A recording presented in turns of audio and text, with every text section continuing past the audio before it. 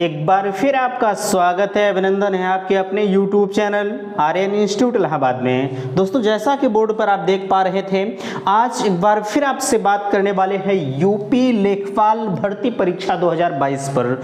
दोस्त, इसके संदर्भ में लगातार कुछ आपके कमेंट्स आ रहे थे, उस कमेंट को आज के इस वीडियो में हम लिए हुए हैं। ठीक है, आप देख पा रहे हैं सबसे पहली चीज लिखी गई है डीवी के लिए कट ऑफ और यहाँ लिखा गया है फाइनल सिलेक्शन वाली कट ऑफ। ठीक है, इन सभी मुद्दों पर हम आपसे बात करेंगे। लगातार आप पूछ रहे थे भैया डीवी कब तक होगा और इस लेखपाल भर्ती जो भी आपकी हुई है इसका रिजल्ट कब तक आएगा। ठीक है, इन सभी के बारे में हम बात करेंगे और डीवी के लिए आवश्यक डॉक्यूमेंट्स की आप लगातार वीडियो की मांग कर रहे थे कि डीवी के लिए वह कौन कौन से डॉक्यूमेंट्स हैं जिसकी आवश्यकता पड़ती है। ठीक है, विगत इसके पहले जो लेखपाल की भर्ती हुई थी टारगेट उसी को करते हुए आज की इस वीडियो में हम चर्चा करेंगे। ठीक है, सबसे पहले आप इधर से देखते हुए चलिएगा डीवी वाली पोर्शन, अभी जो भी डॉक्यूमेंट्स वगैरह हैं आगे इस पर हम चर्चा करेंगे। कुछ आपके कंफ्यूजन्स भी क्रिएट हो रहे थे, सभी चीजों के बारे में बात करेंगे। ठीक है, सबसे पहला चीज लिखा गया है डीवी के लिए कट ऑफ। देखिए, कट ऑफ अगर देखा जाए तो एक अच्छी तरह से विश्लेषण करने के बाद ही बनाई जाती है। ऐसा ना समझिएगा कि जैसे मन कहे तैसे ऐसे पे आके जो मन में आया वही लिख दिया जाता है, बिल्कुल नहीं। कट ऑफ का एक विश्लेषण होता है, वो आप सभी के द्वारा किया गया है, जो ऑनलाइन ऑफलाइन बैच होते हैं सभी के द्वारा किया गया है। ठीक है, चलिए देखिए यहां लिखा गया है एक जनरल अगर कैंडिडेट है तो आप डीवी के लिए कितने मेरिट तक बुलाए जा सकते हैं। अच्छा, एक चीज आप पूछ रहे थे कि भैया इसमें डीवी के लिए कितने अधिक से अधिक अभ्यर्थी बुलाए जा सकते हैं। आप सभी को पता है कि जो यहाँ आपकी वैकेंसी है वह 8085 पदों पर आपकी भर्ती प्रक्रिया चल रही है। ठीक है, अब 8085 पद अगर आपके यहाँ वैकेंसीज हैं तो ऐसा नहीं है कि 4-5 गुना बुला लिए जाएंगे। अगर देखा जाए तो बहुत ज्यादा से ज्यादा जहां तक ये उम्मीद की जा रही है कि 3 गुना, वैसे 3 गुना नहीं बुलाया जाएगा। ठीक है, लेकिन मैं एक सपोज दैट की अगर बात करूं तो 3 गुना से ज्यादा अभ्यर्थी नहीं बुलाए जाएंगे। इस वजह से कतई अगर कोई कह रहा है कि 4 गुना 5 गुना बुलाए जाएंगे तो भैया यह गलत है। आप 2 से 3 गुना मानकर चलिएगा, इससे ज्यादा आपको देखने को नहीं मिलेगा। ठीक है, चलिए आगे यहाँ देखिए, अगर हम जनरल की बात करें तो जो जनरल की कट ऑफ होती है वह 73 से 75 होती है। ठीक है, डीवी के लिए 73 से 75 मेरिट तक के कट ऑफ वाले स्टूडेंट बुलाए जाएंगे। ठीक है, अगर आप जनरल कैंडिडेट हैं। यहां आप ओबीसी आप देख पा रहे हैं, ओबीसी के लिए 72 से 74, हालांकि यह कट ऑफ मैंने इसके पहले भी आपसे चर्चा किया हुआ है। ठीक है, 72 से 75 ओबीसी की बात है। ईडब्ल्यूएस के अगर आप कैंडिडेट हैं, ईडब्ल्यूएस 70 से 71 के बीच में थोड़ी सी ईडब्ल्यूएस उतार चढ़ाव हो सकता है, यह चीज देखने को आपको मिलेगा। ठीक है, हो भी सकता है नहीं हो सकता है, क्योंकि ईडब्ल्यूएस वाला मसला भी आप देख पा रहे हैं कि कोर्ट वगैरह में चल रहा है, तो इस पर उतार चढ़ाव देखने को मिल सकता है। ठीक है, एससी कैंडिडेट अगर आप हैं तो एससी 67 से 69 के बीच में आपकी मेरिट जा सकती है। एसटी के लिए 60 से 63। ठीक है, और जो फ्रीडम फाइटर आपके होते हैं वह 65 से 66 के बीच में इनकी मेरिट हो सकती है। और पीएच कैंडिडेट मींस हैंडीकैप जो होते हैं वह 64 से 67 के बीच में इनका डिफरेंस देखने को मिल सकता है। ठीक है, यह तो आपकी डीवी की कट ऑफ थी। ठीक है, डॉक्यूमेंट वेरिफिकेशन की। वहीं अगर हम बात करें फाइनल सिलेक्शन वाली कट ऑफ, देखिए फाइनल सिलेक्शन की कट ऑफ जो है वह भी आपके एक अच्छी तरह से विश्लेषण करने के बाद ही बनाई गई है। ठीक है, यह कट ऑफ जो बनाई जा रही है आपके समक्ष, यह एक संभावित कट ऑफ है। आप प्लस माइनस 1-2 इधर उधर कर सकते हैं, लेकिन हम चैलेंज के साथ ये कहते हैं कि आपको इस कट ऑफ में बहुत ज्यादा का डिफरेंस देखने को नहीं मिलेगा। वीडियो डिलीट नहीं की जाएगी। जब यूपी ट्रिपल एससी की तरफ से आपका कट ऑफ निकल कर आएगा तो उस वक्त आप मिलाइएगा इस वीडियो से और उस कट ऑफ से मिलाइएगा। ठीक है, चैलेंज हम लेते हैं, इस बात का याद ध्यान दीजिएगा। आगे हम बात करें आपका जो फाइनल सिलेक्शन का कट ऑफ है, लोग 85 तक, अरे यार 85 कैसे जाएगा। ठीक है, 85 कैसे, ऐसा तो है नहीं कि बच्चे का दिमाग कितना तेज हो गया है कि वो मार देगा 90 नंबर। ठीक है, ऐसा नहीं है। आपका जो डीवी फाइनल सिलेक्शन वाली कट ऑफ है वह जनरल की कट ऑफ जो होगी वह 70 से 80 के बीच में होगी। ओबीसी की कट ऑफ अगर जो होगी वह 76 से 78 के बीच में, और ईडब्ल्यूएस कैंडिडेट की जो कट ऑफ होगी वह 73 से 75 के बीच में आप प्लस माइनस 1 कर लीजिएगा, ठीक है। इतना चीजें आप ध्यान दीजिएगा। एससी कैंडिडेट 71 से 73 और एसटी कैंडिडेट 65 से 67, फ्रीडम फाइटर की जो होगी वह 68 से 70 और पीएच कैंडिडेट की जो कट ऑफ होगी वह 69 से 71 के बीच में कट ऑफ आपको देखने को मिलेगी, ठीक है। आप मिलाइएगा जब आपका final selection means final cut off आपके यहाँ जारी होगी तो उस वक्त, ठीक है। चलिए अब हम बात करते हैं आपसे डीवी वाले पोर्शन पर, ठीक है। देखिए हमने आपसे इसके पहले वाले वीडियो में बताया था कि आपके जो फाइनल रिजल्ट जो डीवी वाला पोर्शन है, ठीक है, पहले तो रिजल्ट आपका आएगा, ठीक है, पहले तो आपका रिजल्ट आएगा, उसके बाद ही कुछ डीवी वाले पोर्शन पर बात किया जा सकता है, ठीक है। यह चीज आप ध्यान दीजिएगा। बाकी चीजें जो लोग कह रहे हैं कि एक चीज और, अच्छा, जिस गति से यूपी ट्रिपल एससी कार्य कर रही है, ठीक है, जितनी तीव्र गति से यूपी ट्रिपल एससी कार्य कर रही है इस लेखपाल भर्ती परीक्षा पर, इसको देखते हुए कहीं ना कहीं जो आपका रिजल्ट वाला पोर्शन है वह बहुत जल्द से जल्द आप सभी को देखने को मिलेगा, ठीक है। जो लेखपाल का रिजल्ट होगा वह आप लोगों के समक्ष बहुत जल्द से जल्द देखने को मिलेगा। अच्छा, आपके मन में एक कंफ्यूजन आ रहा है कि भैया जैसे हम रिजल्ट की अगर बात करें या डीवी की बात करें तो सबसे पहले ऐसा तो है नहीं कि पहले में आपका डीवी करा देंगे, पहले आपका रिजल्ट घोषित करेंगे। अब सवाल एक चीज का आता है कि भैया हमारा रिजल्ट कब तक घोषित होगा, ठीक है। तो मैंने आप सभी को बताया है कि अगर आप रिजल्ट का इंतजार कर रहे हैं तो जितनी तीव्र गति से आपके यहाँ कार्य चल रहा है उस तीव्र गति को देखते हुए अक्टूबर से नवंबर तक, ठीक है, अक्टूबर से नवंबर के मध्य तक आपका जो रिजल्ट है वह आपके सामने ये जारी कर देंगे, ठीक है। अगर अक्टूबर से नवंबर तक, अक्टूबर लास्ट और नवंबर के प्रथम से सेकंड सप्ताह तक आपका रिजल्ट जो है वो जारी कर देंगे। अगर अक्टूबर नवंबर तक ये रिजल्ट जारी कर देते हैं तो यह मैं चैलेंज के साथ कहता हूं कि जनवरी से फरवरी तक, ठीक है, जनवरी लास्ट या जनवरी शुरुआत में भी हो सकता है, ठीक है, बट उम्मीद जो जताई जा रही है जनवरी के सेकंड वीक, ठीक है, जनवरी के सेकंड वीक और फरवरी जाते जाते आपका जो डीवी वाला पोर्शन है आपका प्रारंभ हो जाएगा, ठीक है। अच्छा, अब डीवी वाले पोर्शन तक तो बात खत्म हुई, ठीक है। अब सवाल आता है कि आखिरकार डीवी के लिए हमारे पास क्या क्या आवश्यक डॉक्यूमेंट्स हो सकते हैं, ठीक है, डीवी के लिए हमारे पास क्या क्या आवश्यक डॉक्यूमेंट्स हो सकते हैं। देखिए मैं आप सभी से कहना चाहूंगा एक चीज, आप सभी को पता है कि डीवी के लिए, अच्छा, लेखपाल के लिए आपकी जो क्वालिफिकेशन रखी गई थी वह 10+2 रखी गई थी, ठीक है, 10+2 रखी गई थी। ये दोनों मार्कशीट प्लस आपके जो सर्टिफिकेट या सनद जो भी होता होगा वह आपके समक्ष होना चाहिए, ठीक है।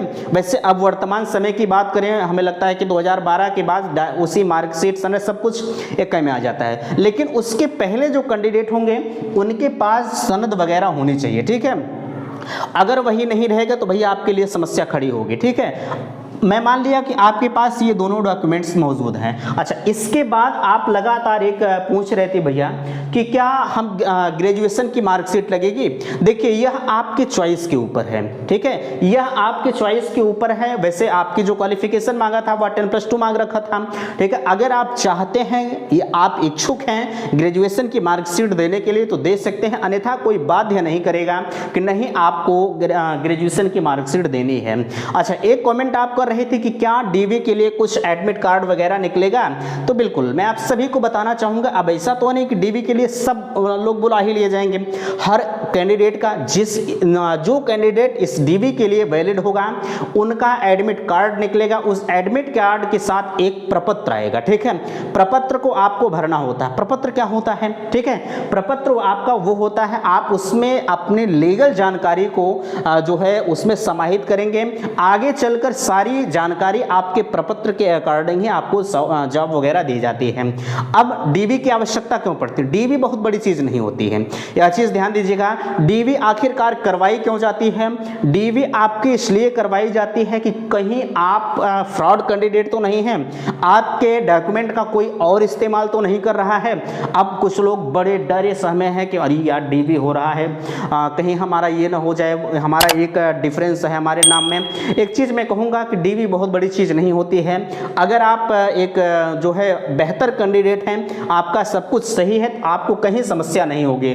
थोड़ा बहुत अगर आपके डॉक्यूमेंट वगैरह में त्रुटियां हैं तो उसका भी उपचार होता है, आगे हम बात करेंगे। फिलहाल के लिए कतई आप इस चीज़ के लिए परेशान मत होइएगा कि डीवी बहुत बड़ी चीज होती है। डीवी सिर्फ आपके जान परख के लिए कराई जाती है कि आप वही कैंडिडेट हैं, कहीं आपके डॉक्यूमेंट का कोई और इस्तेमाल तो नहीं कर रहा है, कहीं आप फ्रॉड तो नहीं कर रहे हैं, इसलिए आपके कागजात का जांच किया जाता है। ठीक है, अब यह डीवी होगा कहाँ? डीवी आपका लखनऊ में होगा, यूपी SSS कार्यालय पिकअप भवन लखनऊ गोमती नगर में, वहां आपका कराया जाएगा। ठीक है, अच्छा इतनी चीजें आपके समझ में आई होंगी। अब यहां बात करते हैं, आपने मार्कशीट वाली भाषा को समझ गया, आपके पास 10+2 और ग्रेजुएशन अगर आपके पास है तो आप लगा दीजिए, अन्यथा कोई दिक्कत नहीं है। ठीक है, आगे यह आपकी इच्छा के ऊपर निर्भर करता है। जाति प्रमाण पत्र और निवास प्रमाण पत्र, यह चीजें आपकी राज्य सरकार की बनी होनी चाहिए। ठीक है, राज्य सरकार का जाति प्रमाण पत्र आपका होना अनिवार्य है। ठीक है, जैसे आप आरक्षण के लिए जाति प्रमाण पत्र अगर लगाए थे, ठीक है, तो जाति प्रमाण पत्र होना आपके लिए कंपलसरी है। बट निवास की अगर हम बात करें तो निवास की कोई आवश्यकता नहीं है। ठीक है, निवास है तब भी ठीक है, नहीं तब भी ठीक है। लेकिन अगर वही हम जाति प्रमाण पत्र की आपसे बात करें, ठीक है, जाति प्रमाण पत्र की अगर हम बात करें आपसे, तो जो अच्छा एक चीज आप सभी को पता है, जब आपका ऑनलाइन नोटिफिकेशन आया था और उस ऑनलाइन आवेदन की जो अंतिम तिथि रखी गई थी वह 4/2/2022 रखी गई थी। तो जो आपका जाति प्रमाण पत्र होगा वह 4/2/2022 के पहले का होना चाहिए। ठीक है, इसके बाद का अगर आप बनवाएंगे तो भैया आपके लिए समस्या होगी, इसलिए इसके पहले का आपके पास जाति प्रमाण पत्र होना चाहिए। निवास प्रमाण पत्र आपका कोई उससे दिक्कत नहीं है, रहे या ना रहे कोई फर्क नहीं पड़ता। अब बात करते हैं ईडब्ल्यूएस का। सेम ईडब्ल्यूएस की भी वही कैटेगरी है। ईडब्ल्यूएस का जहां तक मामला है, आपका जब नोटिफिकेशन आया था, नोटिफिकेशन से लेके लास्ट 4/2/2022 के बीच का बना होना चाहिए। ऐसा नहीं है कि हम आज ईडब्ल्यूएस बनवा लें या इसके पहले नोटिफिकेशन के पहले वाला ईडब्ल्यूएस बनवा लें, कोई दिक्कत कोई मतलब नहीं है। नोटिफिकेशन से 4/2/2022 के बीच का आपका ईडब्ल्यूएस होना चाहिए। ठीक है, इतनी चीजें आपको समझ में आई। अब कुछ और आपके कंफ्यूजन आ रहे थे, यहां आप देख पा रहे हैं कि अगर प्रमाण पत्र में कुछ गलती है तो क्या करें। देखिए कुछ लोगों के समझ में आ रहा होगा कि रमेश, जैसे हम लिखें राम लिख दें, ठीक है, राम कुमार हमने लिख दिया। ठीक है, अब इनके बीच में एक स्पेस होता है। ठीक है, राम कुमार के बाद राम कुमार KUMAR, हाँ ठीक है, राम कुमार के बाद एक स्पेस बीच में होना चाहिए। ठीक है, अब कुछ लोग कह रहे हैं कि भैया हमारे नाम में इस तरह हो गया है, इस तरह हो गया। ठीक है, राम कुमार स्पेस नहीं है जब हमने फॉर्म को भरा है, या हमारे डॉक्यूमेंट में इस तरह की त्रुटियां हैं जो मैच नहीं कर रही हैं। तो मैं आप सभी से कहना चाहूँगा, आपके इतने छोटी गलतियों से कोई दिक्कत नहीं है। यूपी SSS आपको कुछ 10-15 दिन के एक निर्धारित समय देता है कि आपके डॉक्यूमेंट में कहीं कोई त्रुटियां हैं, कहीं कोई समस्या है, तो आप उस कमी को दूर कर सकते हैं। एफिडेविट भी आपको लगाया जा सकता है, इसलिए कतई आप इस चीज़ को लेकर बिल्कुल भी परेशान मत होइएगा। ठीक है, आप जाइए, अगर जहाँ त्रुटियां होती हैं आप वहाँ से जो है संपर्क करके सारी चीज़ों का समाधान आप करवा सकते हैं। ठीक है यार, इतनी छोटी छोटी त्रुटियां आपके वो समझ से परे हैं, फिलहाल के लिए आप बिल्कुल घबराइएगा मत। ठीक है, अब बात कर रहे थे एप्लीकेशन फॉर्म की आवश्यकता। देखिए अगर देखा जाए तो एप्लीकेशन फॉर्म की आवश्यकता पड़ भी सकती है, नहीं भी पड़ सकती है, दोनों तरह की बातें होती हैं। वहाँ आपसे मांगा भी जा सकता है, नहीं भी मांगा जा सकता है। बट मैं आपसे इतना जरूर कहूँगा कि अगर आपके पास एप्लीकेशन फॉर्म की प्रति है तो बिल्कुल आप डॉक्यूमेंट वेरिफिकेशन के समय लेके जरूर जाइएगा। ठीक है, ऐसा मत समझिएगा कोई कह दिया मत ले जाइए यार, ये इसकी ज़रूरत नहीं पड़ेगी तो आप ये काम मत कीजिएगा। हो सकता है खुदा न खास्ता ज़रूरत ही पड़ जाए तो आप क्या करेंगे। ठीक है, इस वजह से कतई छोड़कर मत जाइएगा। आईडी प्रूफ के बारे में आप पूछ रहे थे, तो आईडी प्रूफ की वैसे अगर देखा जाए आधार कार्ड, पैन कार्ड, निर्वाचन कार्ड, आप किसी एक दो डॉक्यूमेंट को जरूर लेके जाइएगा, क्योंकि भैया डॉक्यूमेंट वेरिफिकेशन में डॉक्यूमेंट की आवश्यकता पड़ेगी, यह चीज़ आप ध्यान दीजिएगा। ठीक है, इसलिए आयजात कह रहे हैं, ये आपका आधार कार्ड हो गया, पैन कार्ड, निर्वाचन कार्ड, जो भी आपके पास डॉक्यूमेंट है वो सभी को लेके जाइएगा। ठीक है, आगे हम बात करते हैं मेडिकल और चरित्र प्रमाण पत्र की आवश्यकता। भैया एक चीज ध्यान दीजिएगा, इस अभी तक रिकॉर्ड एक चीज का रहा है कि कभी भी मेडिकल सर्टिफिकेट आपसे नहीं मांगा गया है इस लेखपाल भर्ती में, और जो है चरित्र प्रमाण पत्र कभी नहीं मांगा गया है। ठीक है, तो बहरहाल अगर ये दोनों आपके पास नहीं है तो कोई समस्या नहीं है। बाकी चीजें उम्मीद करते हैं कि हमने आपको बताया है। ठीक है, कहीं किसी किसी भी प्रकार की समस्या है तो प्लीज़ आप कमेंट सेक्शन में मुझे ज़रूर पूछ सकते हैं। एक बात आप पूछ रहे थे कि भैया ये दोबारा से आंसर की के बारे में, तो हमने आपसे इसके पहले वाले वीडियो में अच्छी तरह से बताया था कि दोबारा से आंसर की आपकी कब से कैसे जारी हो सकती है, उसका क्या प्रोसेस हो सकता है। वैसे रिकॉर्ड देखा जाए तो कभी जारी नहीं हुई है, बट अगर चाहते हैं तो आपका एक सहारा हो सकता है, कोर्ट के माध्यम से कुछ भी आप करवा सकते हैं। इसलिए जैसा भी है जो भी है, अगर आप इच्छुक हैं तो कर सकते हैं, बहरहाल कोई दिक्कत नहीं है। हमने आपको जहां तक जानकारी को साझा किया, उम्मीद करते हैं कि अच्छा लगा होगा। प्लीज़ वीडियो को लाइक कीजिएगा, शेयर कीजिएगा और चैनल को सब्सक्राइब कीजिएगा। वीडियो समाप्त करते हैं। थैंक्स, धन्यवाद।